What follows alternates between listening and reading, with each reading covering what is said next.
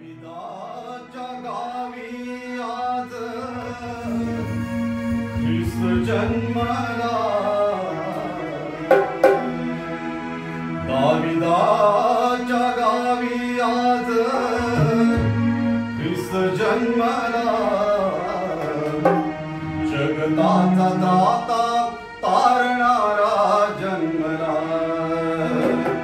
जगताचा दाता तारणारा जन्मला.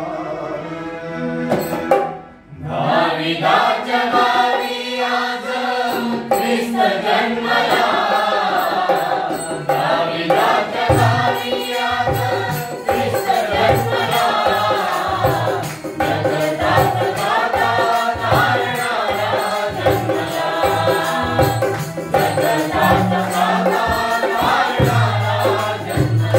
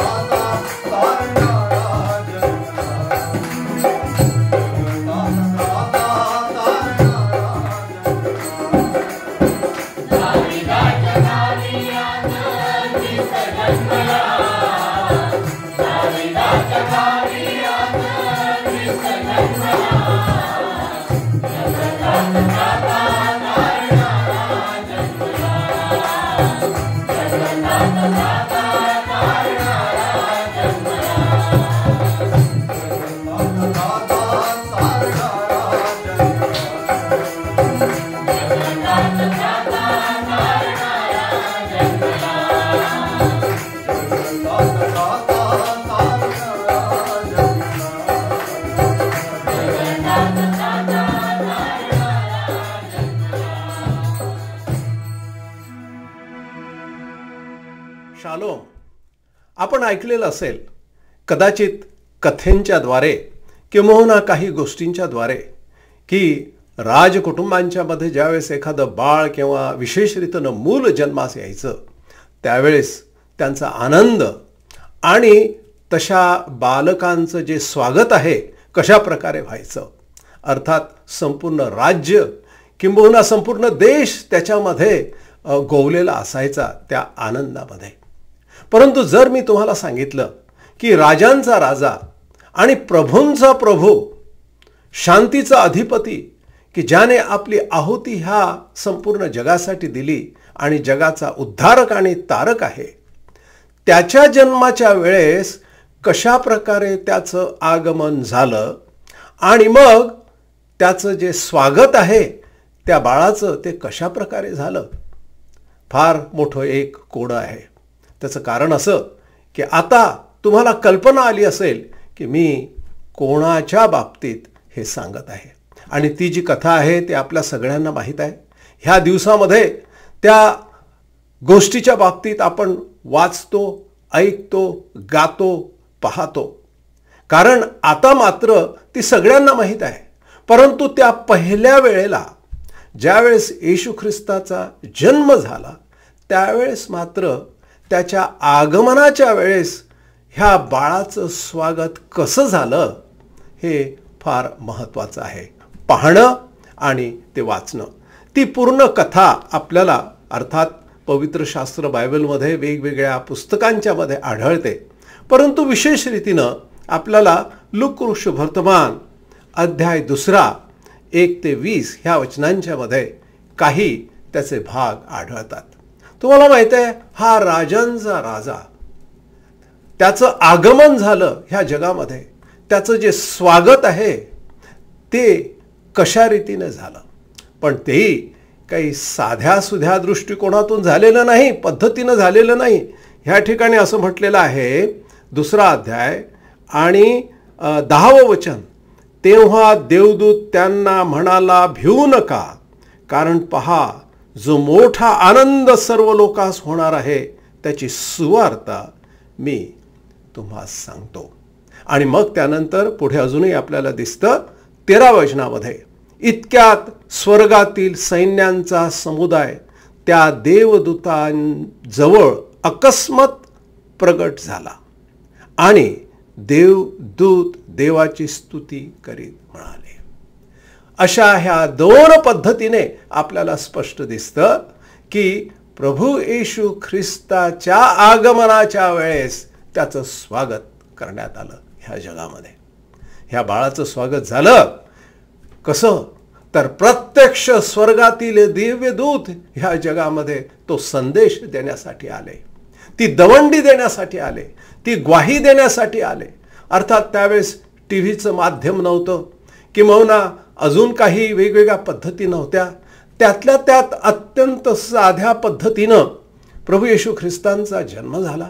आणि म्हणून आपल्याला असं दिसतं की प्रत्यक्ष स्वर्गातील दिव्यदूत ह्या जगामध्ये येऊन त्याचं स्वागत करतायत. आणि कशा प्रकारे ते स्वागत करतायत की त्या संदेशाने, ते सांगून. आपल्याला माहिती आहे की ज्यावेळेस एखादं बाळ जन्मास येतं गावामध्ये, घरांच्या मध्ये, तर आयाबाई कशा रीतीनं वेगवेगळ्या महिलांना सांगतात की ह्या कुटुंबामध्ये असं असं बाळ आहे, किती ते चांगलं आहे, सुंदर आहे, सुदृढ आहे, वगैरे वगैरे. तुम्हाला माहीत आहे, तसल्याच प्रकारे एक प्रकारे आपण म्हणू शकतो की दिव्यदूतांनी ही बातमी पसरवली. आणि ही पहिली बातमी असं म्हटलेलं आहे 10व्या वचनामध्ये, दिव्यदूत त्यांना म्हणाला, भिवू नका, कारण पहा जो मोठा आनंद सर्व लोकांस होणार आहे त्याची सुवार्ता मी तुम्हाला सांगतो. अर्थात हे जे संभाषण आहे दिव्यदूत आणि जे मेंढपाळ होते त्यांच्यामधलं आहे.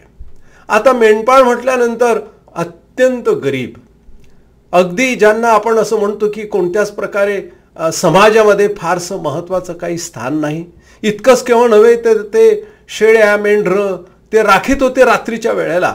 आणि ते आपल्या कुठंतरी एखाद्या शेतीमध्ये दिवसभर काम करून आणि त्या शेळ्यांना आणि बकऱ्यांना पाणी आणि चारा वगैरे देण्यासाठी ते कुठंतरी बाहेर गेलेले असतील, थकलेले आहेत. आणि आता ते विश्रांती घेत आहे आणि बाजूलाच त्यांची ती मेंढरं सुद्धा आहेत. अशा वेळेला अर्थात ह्या लोकांच्याकडे कोणीच येत नसतं, कोणी त्यांच्या संगती बरोबर बोलतही नाही, कारण हे गरीब लोक आहेत, हे अशिक्षित लोक आहेत. यांच्याकडे कोण जाणार आहे? असं म्हटलेलं आहे की अशा लोकांच्याकडे जाऊन दिव्यदूताने प्रभू येशू ख्रिस्ताच्या येण्याची, आगमनाची बातमी दिली. त्याचं कारण असं की कदाचित त्यांच्याकडे कोणीच जात नव्हतं. आणि अजूनही आपल्याला माहीत आहे की गरिबांच्याकडे किंवा ज्यांच्याकडे कोणत्याच प्रकारचे अधिकार नाही, ज्यांच्याकडे पैसे नाहीत, ज्यांच्याकडे नाव नाही, गाव नाही किंवा अशा काहीही कोणत्याही गोष्टी नाही आहेत, अशा लोकांच्याकडे जाऊन प्रभू येशू ख्रिस्ताच्या आगमनाचं जे काही वक्तव्य आहे ते ह्या ठिकाणी करण्यात आलेलं आहे.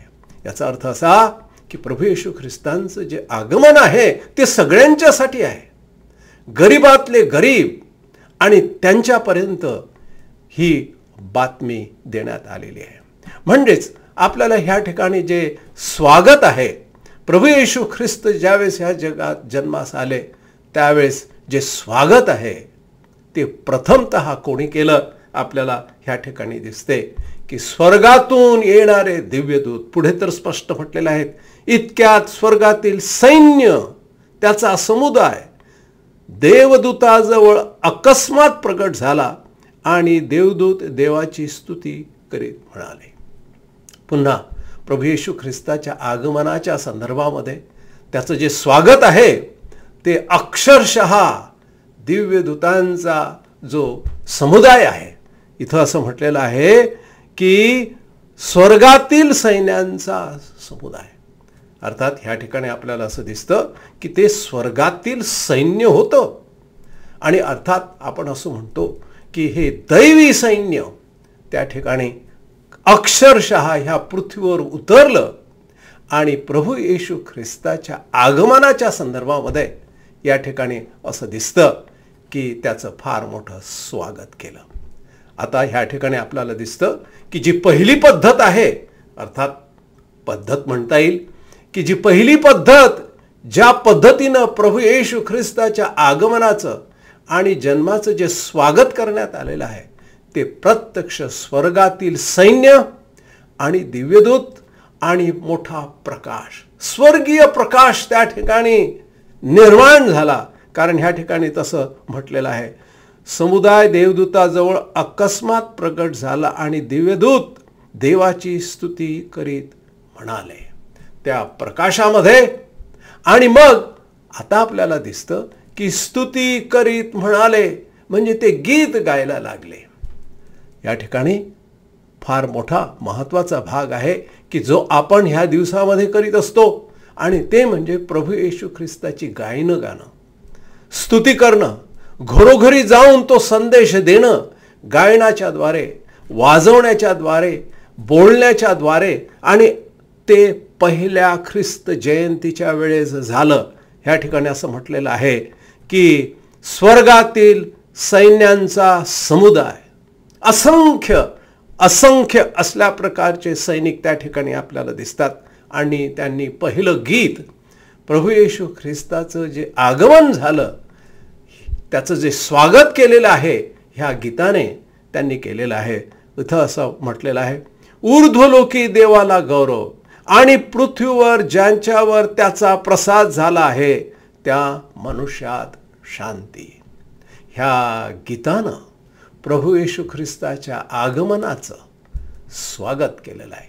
म्हणजेच प्रभू येशू ख्रिस्त जन्माच्या वेळेला ज्या खेड्यामध्ये त्यांचा जन्म झाला की ज्या ठिकाणी कोणीही नाही, अर्थात ते जे खेड्यातले लोक आहेत, आजूबाजूचे लोक आहेत, सगळे निवांत होते, शांत होते, झोपलेले होते.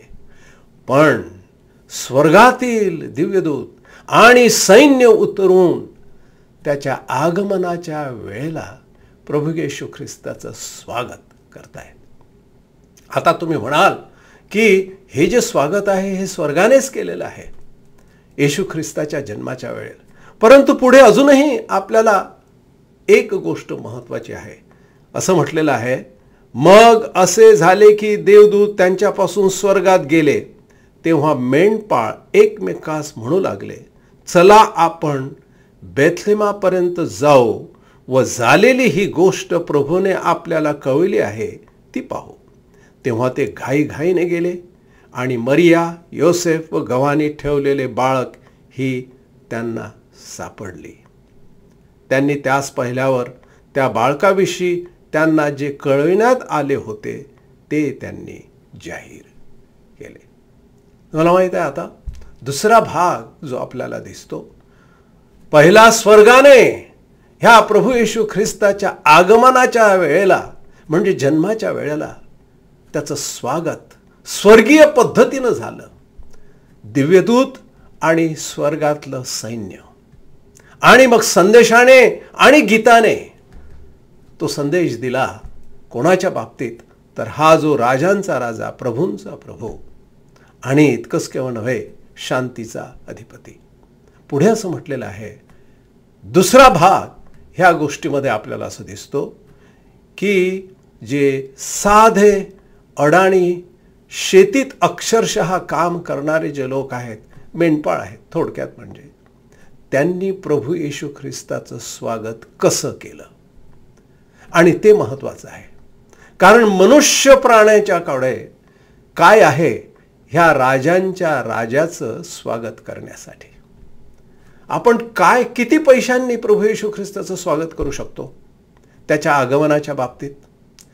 कोणत्या प्रकारचं आपण सजावट करू शकतो? आज आपण जर पाहिलं तर संपूर्ण जगामध्ये ह्या ख्रिस्त जयंतीच्या संदर्भामध्ये सजावट लाखो आणि करोडो रुपये त्याच्यामध्ये जातात. वेगवेगळ्या प्रकारचे रंग रंगोटी, त्याचप्रमाणे वेगवेगळ्या प्रकारचं संगीत निर्माण करण्यात येतं, वाजवण्यात येतं. मोठमोठ्या प्रकारचे कार्यक्रम आणि भक्ती सर्व जगामध्ये ह्या ख्रिस्त जयंतीच्या वेळेला घडण्यात येते, भरवण्यात येते. आणि प्रभू येशू ख्रिस्ताचं जे आमंत्रण आहे अशा प्रकारे त्याचं स्वागत सुद्धा करण्यात येतं आणि त्याला आमंत्रण देण्यात येतं. ह्या ठिकाणी मात्र त्या पहिल्या दिवशी ख्रिस्त जयंतीच्या वेळेला आपल्याला असं स्पष्ट दिसतं की प्रभू येशू ख्रिस्ताचे स्वागत करणारे जे लोक आहेत, ह्या बाळाचं पहिले लोक ते म्हणजे मेंढपाळ, साधे शेतकरी, अक्षरशः आपल्या कामधंदा करून आल्यानंतर थकलेले भागलेले, जसेच्या तसे त्यांनी प्रभू येशू ख्रिस्ताच्याकडे धाव घेतली. आणि असं म्हटलेलं आहे की ते घाईघाईने गेले. तुम्हाला माहित आहे, खरोखरच एखाद्या व्यक्तीचं जर आपल्याला स्वागत करायचं असेल तर त्यामध्ये एक आतुरता असते, मनापासूनची एक कुतूहल असते, मनापासून इच्छा असते की ठीक आहे, ही व्यक्ती आमच्या घरी येत आहे. आणि मग त्या ठिकाणी त्या घरामध्ये काही फारसं नसेल, अगदी गरीब घर असेल, अगदी झोपडी वजा कधी कधी असेल, परंतु त्या कुटुंबामधली जी घाई असते किंवा जी आतुरता असते, त्या लोकांना आपल्या घरामध्ये त्यांचं स्वागत करण्यासाठी ती आतुरता आणि ती इच्छा ह्या मेंढपाळांच्या जवळ होती. मंडळी, प्रभू येशू ख्रिस्तांच्या आगमनाच्या बाबतीत वेगवेगळ्या प्रकारे आपल्याला सजावटी दिसतात, परंतु त्याचं जे स्वागत आहे ते खरं पाहिलं तर अगदी मनापासून जर झालं तर त्याला महत्त्व आहे. ते घाईघाईने सगळं काही सोडून जसे होते तसे ते निघाले. आणि मग मात्र त्यांनी त्या ठिकाणी जे पाहिलं ते आपल्याला ह्या ठिकाणी स्पष्टपणे दिसतंय. मला असं वाटतं की आपण प्रभू येशू ख्रिस्ताच्या आगमनाच्या संदर्भामध्ये त्याचं स्वागत, ह्या बाळाचं स्वागत किंवा ह्या ख्रिस्ताचं जे स्वागत आहे ते कशा प्रकारे करावं आणि आपण करत असतो त्याचं एक सुंदर उदाहरण ह्या ठिकाणी आहे. त्याला मनापासून आणि इतकंच केवळ नव्हे, परंतु खरोखरच जी इच्छा आहे ते दर्शवणारं असं ते स्वागत असायला पाहिजे. खरोखरच आपली इच्छा मनापासून आहे आणि मग त्या प्रकारे आपण तशी काही तयारी केलेली आहे का? अर्थात त्यांनी काही आपले कपडे वगैरे काही सजवले नाहीत, बदलले नाहीत, जसेच्या तसे ते निघाले. अर्थात याचा अर्थ असा नाही की आपण चांगले कपडे घालू नये, नक्कीच, परंतु जसेच्या तसे पण मनापासून प्रभू येशू ख्रिस्तांचं स्वागत करण्यासाठी ते त्याच्याकडे गेले. मंडळी, जर आपण ह्या दिवसामध्ये ख्रिस्ताच्या आगमनाचं स्वागत करीत आहोत तर त्याच्यापासून त्याला खरोखरच तुमची मनापासून जर इच्छा आहे की हे प्रभू, आम्हाला तुला बघायचं आहे, आम्ही जसेच्या तसे तुझ्याकडे येतो आहोत, कारण कितीही वरून आम्ही सजवलं तरी शेवटी तू आमचं मन पाहशील, आमचं हृदय पाहशील, आमचं अंतःकरण तुला पाहिजे आहे. ह्या आमच्या स्वागतामध्ये मनापासून, आमच्या अंतःकरणापासून आम्ही तुला आमंत्रण करतो आणि तुझं स्वागत करतो. कुठे? अर्थात त्यांनी शेतीमध्ये प्रभू येशू ख्रिस्त बाळाला काही घेऊन गेलेले नाही, किंवा आपल्या घरी घेऊन गेलेले नाही आहेत. पण तुम्हाला माहीत आहे एक महत्त्वाची गोष्ट, की ते प्रभू येशू ख्रिस्ताला आपल्या अंतःकरणात स्वागत करून, अंतःकरणात त्यांच्या जीवनात प्रभू येशू ख्रिस्ताला घेऊन गेले. आणि त्यालाच म्हटलेलं आहे प्रभू येशू ख्रिस्ताचं खरं स्वागत. एक तर स्वर्गीय दिव्यदूतांनी त्याचं स्वागत केलं ह्या जगामध्ये, आणि दोन, ह्या जगातली जी माणसं आहेत, आणि तेही गरीब माणसं आहेत. अर्थात याचा अर्थ असा नाही की सगळेजण करू शकले नसते. सगळेजण श्रीमंत, महान, अजून वेगवेगळ्या प्रकारचे नावाजलेले लोक, राजकारणी लोक, सगळेचे सगळे करू शकले असते. परंतु ह्या ठिकाणी पवित्र शास्त्रामध्ये ह्या मेंढपाळ लोकांचं उदाहरण दिलं. त्याचं कारण असं की प्रभू येशू ख्रिस्ताच्या आगमनाचं जे स्वागत आहे ते स्वागत प्रत्येक जण करू शकतो. आणि त्याचं स्वागत करण्यासाठी नेमकी कशाची गरज आहे? सोने, चांदी आणि वेगवेगळ्या प्रकारचे जे डेकोरेशन आहे, वेगवेगळ्या प्रकारचे अजून काही पद्धती कदाचित आपण निर्माण करू, मनुष्य प्राणी करू शकतो, ते सगळं ठीक आहे. पण त्याला मुळात काय पाहिजे? ती मनापासूनची इच्छा. आणि तेच आपल्याला दिसतं ह्या काही वचनांच्या मध्ये. ते घाईघाईने गेले आणि मरिया, योसेफ गव्हाणीत ठेवलेले बाळक ही त्यांना सापडली. त्यांनी त्यास पाहिल्यावर त्या बाळकाविषयी त्यांना जे कळविण्यात आले होते ते त्यांनी जाहीर केले. कुठे जाहीर केले? मग ऐकणारे सर्वजण त्या मेंढपाळांनी सांगितलेल्या गोष्टीवरून आश्चर्यचकित झाले. परंतु मरियेने ह्या सर्व गोष्टीचे मनन करून त्या आपल्या अंतःकरणात ठेवल्या.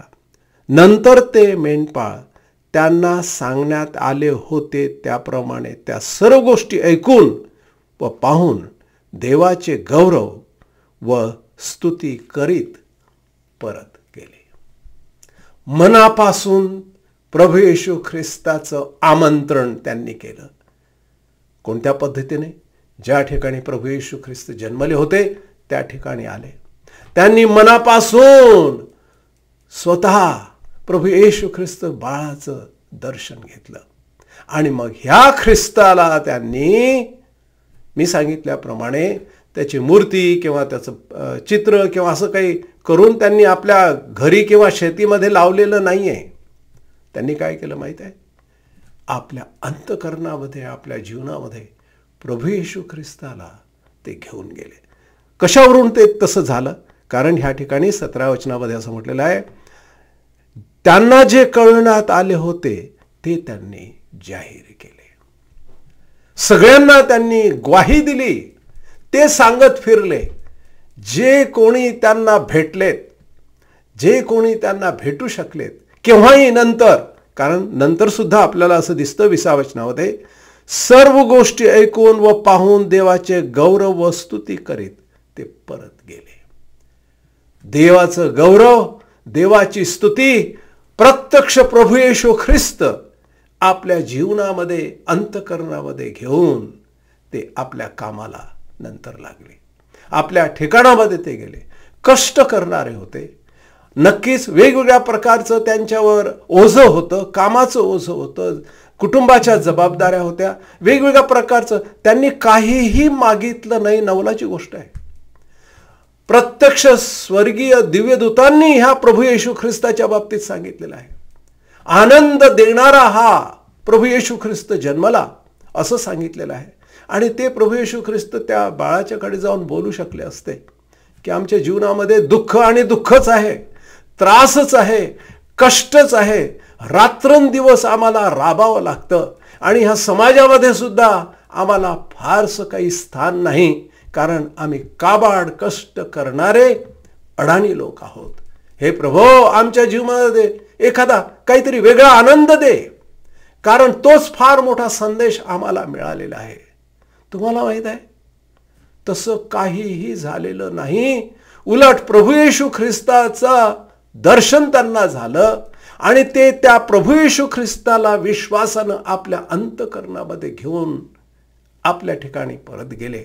आणि असं म्हटलेलं आहे की उलट त्यांना त्याचा आनंद झाला की प्रभू येशू ख्रिस्त आम्हाला भेटलेत, प्रभू येशू ख्रिस्ताचं दर्शन झालेलं आहे. त्या ख्रिस्ताला आता आम्ही आमच्या जीवनामध्ये घेतलेलं आहे आणि त्या ख्रिस्ताला आपल्या जीवनामध्ये, मनामध्ये, अंतःकरणामध्ये घेऊन मग ते आपल्या जीवनात परत गेले, ज्या ठिकाणी ते आहेत त्या ठिकाणी. तुम्हाला माहीत आहे, तेच आपल्याला एक प्रकारचा संदेश देतात की ह्या प्रभू येशू ख्रिस्ताच्या आगमनाचं स्वागत आपल्या जीवनामध्ये कसं करायचं. त्या प्रभू येशू ख्रिस्ताला आपल्या जीवनात, अंतःकरणात घ्यावं आणि ज्या ठिकाणी आपण आहोत त्या ठिकाणी असं म्हटलेलं आहे त्याचं गौरव व त्याची स्तुती करीत राहावं. मंडळी, तुम्हाला आणि मला एक फार महत्त्वाचा संदेश ह्या आजच्या कथेच्या द्वारे, गोष्टीच्या द्वारे आहे, ख्रिस्त जन्माच्या द्वारे आहे की प्रभू येशू ख्रिस्ताच्या आगमनाचं जे स्वागत आहे स्वर्गाने, स्वर्गीय दिव्यदूताने तर केलंच, परंतु मानवांनी, आणि तेही मेंढपाळ अशा साध्या सोप्या लोकांनी ते केलेलं आहे. तुम्हाला आणि मला त्याचं स्वागत करायचं आहे आपल्या अंतःकरणात आणि त्याला घेऊन मग आपल्या जीवनामध्ये पुढे जगायचं आहे. आणि इतकंच केवळ नव्हे, परंतु त्याचं गौरव व त्याची स्तुती करायची आहे. देव करो आपल्या सगळ्यांचा उपयोग त्याचं गौरव आणि स्तुती करण्यासाठी ह्या जगामध्ये करून घेऊ. प्रार्थना करू. आमच्या पवित्र देवा, आम्ही तुझे आभार मानतो, कारण की ह्या जगामध्ये तू उडी घेतलीस आणि ह्या जगामध्ये ज्यावेळेस तुझा जन्म झाला त्यावेळेस फारसं असं काही घडलं नाही, परंतु दैवी चमत्कार झालेत. आणि इतकंच केवळ नव्हे, साध्या सोप्या लोकांनी तुझा स्वीकार घेतला, अंतःकरणामध्ये आणि जीवनामध्ये तुला स्वीकारून ते पुढे अधिक आनंदाचं, स्तुतीचं जीवन जगत राहिले. प्रिय प्रभू, आम्ही प्रार्थना करतो की आमच्या जीवनामध्ये तू ये. आता देव जो बाप ह्याची प्रीती, देव जो पुत्र ह्याची कृपा आणि देव जो पवित्र आत्म्याची सहभागिता आपणा सर्वाबरोबर आता आणि सदा सर्व काळ असो. आमेन. आमेन. देव आपणास आशीर्वाद.